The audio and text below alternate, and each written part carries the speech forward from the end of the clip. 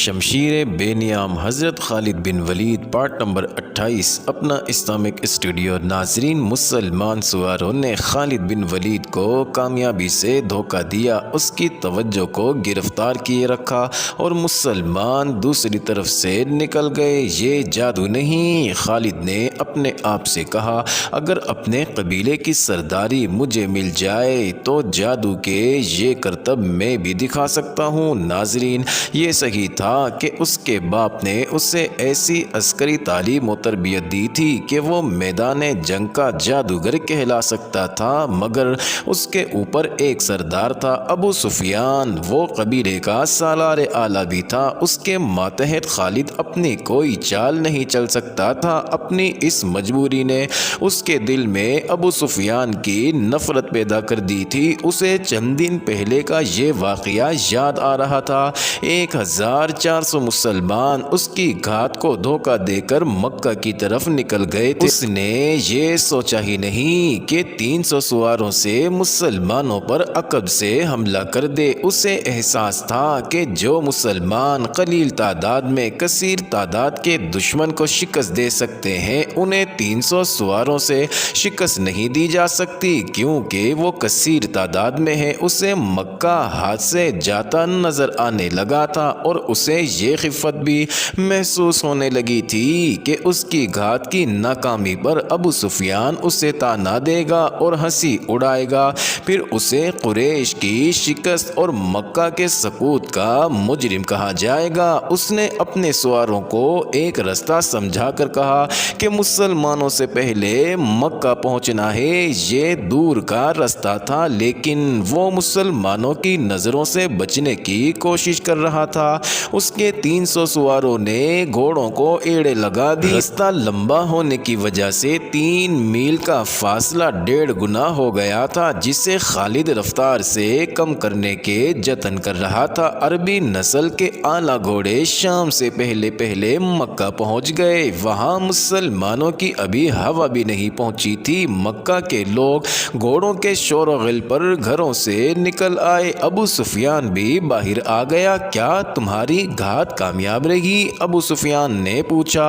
وہ گھات میں آئی ہی نہیں، خالد نے گھوڑے سے کود کر اترتے ہوئے کہا۔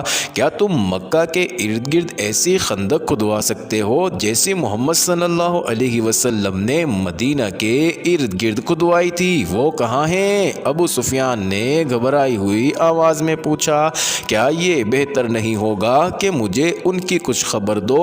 جتنی دیر میں تم خبر سنتے اور سوچتے ہو، اتنی دیر میں وہ مکہ کو محاصرہ میں لے لیں گے۔ خالد نے کہا، ہبل اور عزا کی عظمت کی قسم، وہ پہاڑوں اور چٹانوں کو رونتے آ رہے ہیں۔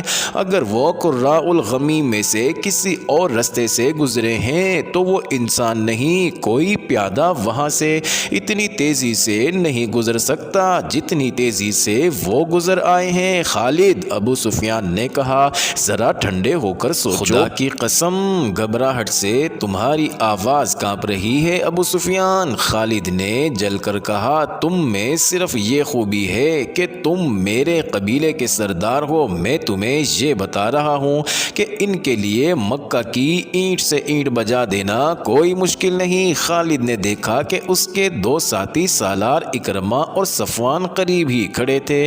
خالد نے ان سے کہا، آج بھول جاؤ کہ تمہارا سردار کون ہے، صرف یہ یاد رکھو کہ مکہ پر طوفان آ رہا ہے۔ اپنی آن کو بچاؤ، یہاں کھڑے ایک دوسرے کا منہ نہ دیکھو۔ اپنے شہر کو بچاؤ، اپنے دیوتاؤں کو بچاؤ۔ سارے شہر میں بگدڑ بپا ہو گئی تھی۔ لڑنے والے لوگ برچیاں، تلواریں اور تیر کمان اٹھائے مکہ کے دفاع کو نکل آئے۔ ناظرین، عورتوں اور بچوں کو ایسے بڑے مکانوں میں منتقل کیا جانے لگا جو قلعوں جیسے تھے۔ جوان عورتیں بھی لڑنے کے لیے تیار ہو گئیں۔ یہ ان کے شہر اور جان و مال کا ہی نہیں، ان کے مذہب کا بھی مسئلہ تھا۔ یہ 2 نظریوں کی ٹکر تھی، لیکن خالد اسے اپنے ذاتی وقار کا اور اپنے خاندانی وقار کا بھی مسئلہ سمجھتا تھا۔ اس کا خاندان جنگ و جدل کے لیے مشہور تھا۔ اس کے باپ کو لوگ عسکری قائد کہا کرتے تھے۔ خالد اپنے خاندان کے نام اور خاندانی روایات کو زندہ رکھنے رکھنے کی سر توڑ کوشش کر رہا تھا، اس نے ابو سفیان کو نظر انداز کر دیا، اکرمہ اور صفوان کو ساتھ لیا اور ایسی چالیں سوچ لی جن سے وہ مسلمانوں کو شہر سے دور رکھ سکتا تھا۔ اس نے سواروں کی کچھ تعداد اس کام کے لیے منتخب کر لی کہ یہ سوار شہر سے دور چلے جائیں اور مسلمان اگر محاصرہ کر لیں تو یہ گھڑ سوار عقب سے محاصرے پر حملہ کر دیں، مگر وہاں جم کر لڑے نہیں بلکہ محاصرے میں کہیں شگاف ڈال کر بھاگ جائیں۔ شہر میں افراتفری اور لڑنے والوں کی بھاگ دوڑ اور للکار میں چند ایک عورتوں کی مترنم آوازیں سنائی دینے لگیں۔ ان کی آوازیں ایک آواز بن گئی تھی، وہ رزمیہ گیت گا رہی تھی جس میں رسول اللہ صلی اللہ علیہ وسلم کے قتل کا ذکر تھا۔ بڑا جوشیلا اور بھڑکا دینے والا گیت تھا۔ یہ عورتیں گلیوں میں یہ گیت گاتی پھر رہی تھی۔ چند ایک مسلح شتر سواروں کی مدینہ کی طرف سے آنے والے رستے پر اور 2-3 اور سمتوں کو دوڑا دیا گیا کہ وہ مسلمانوں کی پیش قدمی کی خبر پیچھے پہنچاتے رہیں۔ ناظرین، عورتیں اونچے مکانوں کی چھتوں پر چڑھ کر مدینہ کی طرف دیکھ رہی تھی۔ سورج افق میں اترتا جا رہا تھا۔ صحرا کی شفق بڑی دل فریب ہوا کرتی ہے، مگر اس شام مکہ والوں کو شفق میں لہو کے رنگ دکھائی دے رہے تھے، کہیں سے کسی بھی طرف سے گرد اٹھتی نظر نہیں آ رہی تھی۔ انہیں اب تک آ جانا چاہیے تھا۔ خالد نے اکرمہ اور صفوان سے کہا، ہم اتنی جلدی خندق نہیں کھود سکتے، ہم خندق کا سہارا لے کر نہیں لڑیں گے۔ اکرمہ نے کہا، ہم ان کے محاصرے پر حملہ کریں گے۔ صفوان نے کہا، ان کے پاؤں جمنے نہیں دیں گے۔ سورج غروب ہو گیا، رات گہری ہونے لگی، کچھ بھی نہ ہوا۔ مکہ میں زندگی بیدار اور سرگرم رہی جیسے وہاں رات آئی ہی نہ ہو۔ عورتوں، بچوں اور بوڑھوں کو قلعوں جیسے مکانوں میں منتقل کر دیا گیا تھا اور جو لڑنے کے قابل تھے وہ اپنے سالاروں کی ہدایت پر شہر کے ارد گرد اپنے مورچے مضبوط کر رہے تھے۔ رات آدھی گزر گئی، مدینہ والوں کی آمد کے کوئی آثار نہ آئے۔ پھر رات گزر گئی۔ خالد ابو سفیان نے پوچھا، کہاں ہے وہ؟ اگر تم یہ سمجھتے ہو کہ وہ نہیں آئیں گے تو یہ بہت خطرناک فریب ہے جو تم اپنے آپ کو دے رہے ہو۔ خالد نے کہا، محمد صلی اللہ علیہ وسلم کی عقل تک تم نہیں پہنچ سکتے، جو وہ سوچ سکتا ہے وہ تم نہیں سوچ سکتے، وہ آئیں گے۔ ناظرین، اس وقت تک مسلمان چند ایک مار کے دوسرے قبیلوں کے خلاف لڑ کر اپنی دھاک بٹھا رہے تھے۔ ان میں غزوہ خیبر ایک بڑا مارکا تھا، انہیں جنگ کا تجربہ ہو چکا تھا۔ ابو سفیان، خالد نے کہا، میں تمہیں خبردار کرتا ہوں کہ مسلمان اب وہ نہیں رہے جو تم نے احد میں دیکھے تھے، اب وہ لڑنے کے ماہر بن چکے ہیں، ان کا ابھی تک سامنے نہ آنا بھی ایک چال ہے۔ ابو سفیان کچھ کہنے ہی لگا تھا کہ ایک شتر سوار نظر آیا جس کا اونٹ بہت تیز رفتار سے دوڑتا آیا تھا۔ ابو سفیان اور خالد کے قریب آ کر اس نے اونٹ روکا اور کود کر نیچے آیا۔ میری آنکھوں نے جو دیکھا ہے وہ تم نہیں مانو گے، شتر سوار نے کہا، میں نے مسلمانوں کو حدیبیہ میں خیمہ زن دیکھا ہے، وہ محمد صلی اللہ علیہ وسلم اور اس کا لشکر نہیں ہو سکتا۔ ابو سفیان نے کہا، خدا کی قسم، میں محمد صلی اللہ علیہ وسلم کو اس طرح پہچانتا ہوں جس طرح تم دونوں مجھے پہچانتے ہو۔ شتر سوار نے کہا، اور میں نے ایسے اور آدمیوں کو بھی پہچانا ہے جو ہم میں سے تھے لیکن ان کے ساتھ جا ملے تھے۔ ناظرین، حدیبیہ مکہ سے 13 میل دور مغرب میں ایک مقام تھا۔ رسول کریم علیہ السلام خون ریزی سے بچنا چاہتے تھے، اس لیے آپ علیہ السلام مکہ سے دور حدیبیہ میں جا خیمہ زن ہوئے تھے۔ ہم ان پر شب خون ماریں گے۔ خالد نے کہا، انہیں سستانے نہیں دیں گے، وہ جس راستہ سے حدیبیہ پہنچے ہیں اس راستے نے انہیں تھکا دیا ہوگا، ان کی ہڈیاں ٹوٹ رہی ہوں گی، وہ تازہ دم ہو کر مکہ پر حملہ کریں گے، ہم انہیں آرام نہیں کرنے دیں گے، ہم انہیں وہاں سے بھگا سکتے ہیں۔ ابو سفیان نے کہا، چھاپا مار جیش تیار کرو۔ ناظرین، رسول کریم صلی اللہ علیہ وسلم نے اپنی خیمہ گاہ کی حفاظت کا انتظام کر رکھا تھا۔ گھڑ سوار جیش رات کو خیمہ گاہ کے ارد گرد گشت گشتی پہرا دیتے تھے، دن کو بھی پہرے کا انتظام تھا۔ ایک اور گھڑ سوار جیش نے اپنے جیسا ایک گھڑ سوار جیش دیکھا جو خیمہ گاہ سے دور آہستہ آہستہ چلا جا رہا تھا۔ مسلمان سوار ان سواروں کی طرف چلے گئے، وہ قریش کے سوار تھے جو وہاں نہ رکے اور دور چلے گئے۔ کچھ دیر بعد وہ ایک اور طرف سے آتے نظر آئے اور مسلمانوں کی خیمہ گاہ سے تھوڑی دور رک کر چلے گئے۔ دوسرے روز وہ سوار خیمہ گاہ کے قریب آ گئے۔ اب کے مسلمان سواروں کا ایک جیش جو خیمہ گاہ سے دور نکل گیا تھا واپس آ گیا۔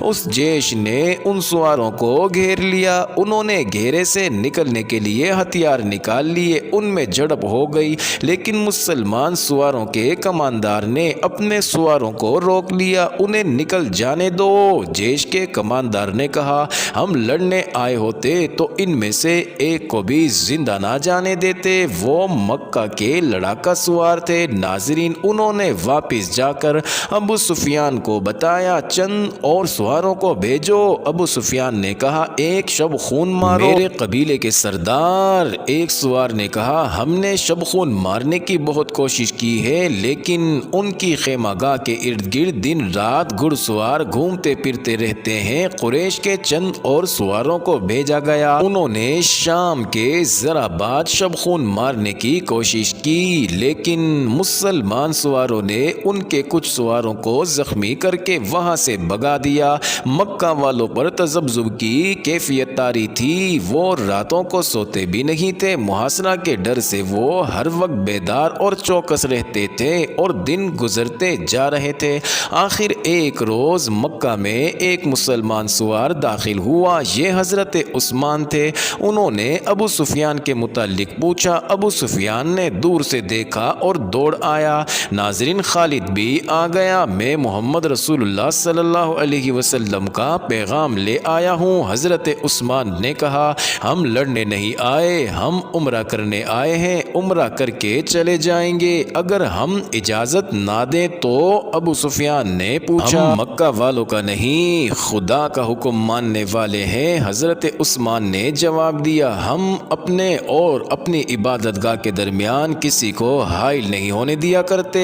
اگر مکہ کے مکان ہمارے لیے رکاوٹ بنیں گے تو خدا کی قسم مکہ ملبے اور کھنڈروں کی بستی بن جائے گی۔ اگر یہاں کے لوگ ہمیں روکیں گے تو مکہ کی گلیوں میں خون بہے گا۔ ابو سفیان، ہم امن کا پیغام لے کر آئے ہیں اور یہاں کے لوگوں سے امن کا تحفہ لے کر جائیں گے۔ ناظرین، خالد کو وہ لمحے یاد تھے جب یہ مسلمان سوار پروقار لہجے میں دھمکی دے رہا تھا۔ خالد کا خون کھول اٹھنا چاہیے تھا، لیکن اسے یہ آدمی بڑا اچھا لگا تھا۔ ابو سفیان نے عثمان کو عمرے کی پیشکش بھی کی تھی، لیکن انہوں نے اپنے نبی علیہ السلام کے بغیر اکیلے عمرہ کرنے سے صاف انکار کر دیا تھا۔ ادھر مذاکرات میں جب زیادہ وقت گزرا تو ہوا کے دوش پر یہ افواہ حدیبیہ پہنچی کہ عثمان کو قتل کر دیا گیا ہے، جس کے جواب میں رسول کریم علیہ السلام نے قتل عثمان کے انتقام کے لیے اپنے 1400 جانثاروں سے بیعت لی تھی۔ ناظرین، اسی بیعت کو تاریخ میں بیعت رضوان کے نام سے یاد کیا جاتا ہے اور اسی بیعت کی وجہ سے ابو سفیان سمجھوتے پر راضی ہوا تھا۔ پھر ایک صلح نامہ تحریر ہوا تھا، اسے صلح حدیبیہ کا نام دیا گیا تھا۔ مسلمانوں کی طرف سے اس پر رسول اکرم علیہ السلام نے اور قریش کی طرف سے سہیل بن عمرو نے دستخط کیے تھے۔ اس صلح نامے میں طے پایا تھا کہ مسلمان اور اہل قریش 10 سال تک نہیں لڑیں گے اور مسلمان آئندہ سال عمرہ کرنے آئیں گے اور مکہ میں 3 دن ٹھہر سکیں گے۔ رسول کریم صلی اللہ علیہ وسلم قریش میں سے تھے۔ خالد آپ علیہ السلام کو بہت اچھی طرح سے جانتا تھا، لیکن اب اس نے آپ علیہ السلام کو دیکھا تو اس نے محسوس کیا کہ یہ کوئی اور محمد صلی اللہ علیہ وسلم ہے۔ وہ ایسا متاثر ہوا کہ اس کے ذہن سے اتر گیا کہ یہ وہی محمد صلی اللہ علیہ وسلم ہے جسے وہ اپنے ہاتھوں قتل کرنے کے منصوبے بناتا رہتا تھا۔ خالد نبی کریم علیہ السلام کو ایک سالار کی حیثیت سے زیادہ دیکھ رہا تھا۔ وہ آپ علیہ السلام کی عسکری اہلیت کا قائل ہو گیا تھا۔ ناظرین، صلح حدیبیہ تک مسلمان رسول کریم صلی اللہ علیہ وسلم کی قیادت میں چھوٹے بڑے 28 معرکے لڑ چکے اور فتح و نصرت کی دھاک بٹا چکے تھے۔ مسلمان عمرہ کر کے چلے گئے، 2 مہینے گزر گئے۔ ناظرین، ان 2 مہینوں میں خالد پر خاموشی طاری رہی، لیکن اس خاموشی میں ایک طوفان اور ایک انقلاب پرورش پا رہا تھا۔ خالد نے مذہب میں کبھی بھی دلچسپی نہیں لی تھی، اسے نہ کبھی اپنے بتوں کا خیال آیا تھا، نہ کبھی اس نے رسول کریم علیہ السلام کی رسالت کو سمجھنے کی کوشش کی تھی، مگر اب از خود اس کا دھیان مذہب کی طرف چلا گیا اور وہ اس سوچ میں کھو گیا کہ مذہب کون سا سچا ہے اور انسان کی زندگی میں مذہب کی اہمیت اور ضرورت کیا ہے۔ اکرمہ، ایک روز خالد نے اپنے ساتھی سالار اکرمہ سے، جو اس کا بھتیجا بھی تھا، کہا، میں نے فیصلہ کر لیا ہے، میں سمجھ گیا ہوں۔ کیا سمجھ گئے ہو خالد؟ اکرمہ نے پوچھا۔ محمد صلی اللہ علیہ وسلم جادوگر نہیں، خالد نے کہا، اور محمد صلی اللہ علیہ وسلم شاعر بھی نہیں۔ میں نے محمد علیہ السلام کو اپنا دشمن سمجھنا چھوڑ دیا ہے اور میں نے محمد علیہ السلام کو خدا کا رسول تسلیم کر لیا ہے۔ ہبل اور عزا کی قسم، تم مذاق کر رہے ہو؟ اکرمہ نے کہا، کوئی نہیں مانے گا کہ ولید کا بیٹا اپنا مذہب چھوڑ رہا ہے۔ ولید کا بیٹا اپنا مذہب چھوڑ چکا ہے، خالد نے کہا۔ کیا تم بھول گئے ہو کہ محمد علیہ السلام ہمارے کتنے آدمیوں کو قتل کرا چکا ہے؟ اکرمہ نے کہا، تم ان کے مذہب کو قبول کر رہے ہو جن کے خون کے ہم پیاسے ہیں۔ میں نے فیصلہ کر لیا ہے اکرمہ، خالد نے دو ٹوک لہجے میں کہا، میں نے سوچ سمجھ کر فیصلہ کیا ہے۔ اسی شام ابو سفیان نے خالد کو اپنے ہاں بلایا، اکرمہ بھی وہاں موجود تھا۔ کیا تم بھی محمد علیہ السلام کی باتوں میں آ گئے ہو؟ ابو سفیان نے اس سے پوچھا۔ تم نے ٹھیک سنا ہے ابو سفیان، خالد نے کہا، محمد علیہ السلام کی باتیں ہی کچھ ایسی ہیں۔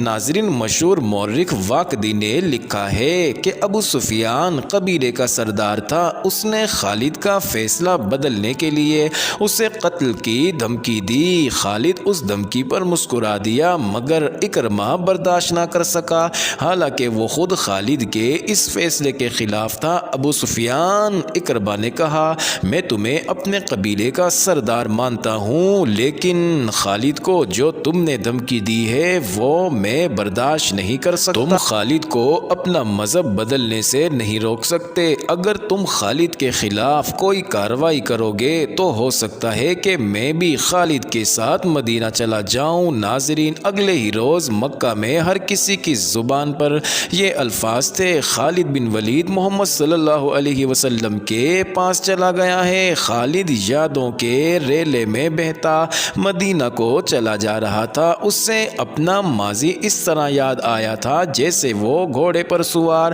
مدینہ کو نہیں بلکہ پیادہ اپنے ماضی میں چلا جا رہا تھا۔ اس سے مدینہ کے اونچے مکانوں کی منڈیریں نظر آنے لگی تھی۔ خالد، اسے کسی نے پکارا، لیکن اسے گزرے ہوئے وقت کی آواز سمجھ کر اس نے نظر انداز کر دیا۔ اسے گھوڑوں کے ٹاپ سنائی دیے، تب اس نے دیکھا اسے 2 گھوڑے اپنی طرف آتے دکھائی دیے۔ ناظرین، وہ رک گیا، گھوڑے اس کے قریب آ کر رک گئے۔ ناظرین، ایک سوار اس کے قبیلے کے مشہور جنگجو عمرو بن العاص تھے اور دوسرے عثمان بن طلحہ تھے، دونوں نے ابھی اسلام قبول نہیں کیا تھا۔ کیا تم دونوں مجھے واپس مکہ لے جانے کے لیے آئے ہو؟ خالد نے ان سے پوچھا۔ تم کہاں جا رہے ہو؟ عمرو بن العاص نے پوچھا۔ اور تم دونوں کہاں جا رہے ہو؟ خالد نے پوچھا۔ خدا کی قسم، ہم تمہیں بتائیں گے تو تم خوش نہیں ہوگے، عثمان بن طلحہ نے کہا۔ ہم مدینہ جا رہے ہیں، بات پوری کرو عثمان، عمرو بن العاص نے کہا۔ خالد، ہم محمد صلی اللہ علیہ وسلم کا مذہب قبول کرنے جا رہے ہیں، ہم نے محمد علیہ السلام کو خدا کا سچا نبی مان لیا ہے، پھر ہم ایک ہی منزل کے مسافر ہیں۔ خالد نے کہا، آؤ اکٹھے چلیں۔ ناظرین، وہ 31 مئی سن 628 سن عیسوی کا دن تھا جب تاریخ اسلام کے 2 عظیم جرنیل خالد بن ولید اور عمرو بن العاص مدینہ میں داخل ہوئے۔ ان کے ساتھ عثمان بن طلحہ تھے، تینوں رسول کریم علیہ السلام کے حضور حضور پہنچے سب سے پہلے خالد بن ولید اندر گئے، ان کے پیچھے عمر بن العاص اور عثمان بن طلحہ گئے، تینوں نے قبول اسلام کی خواہش ظاہر کی۔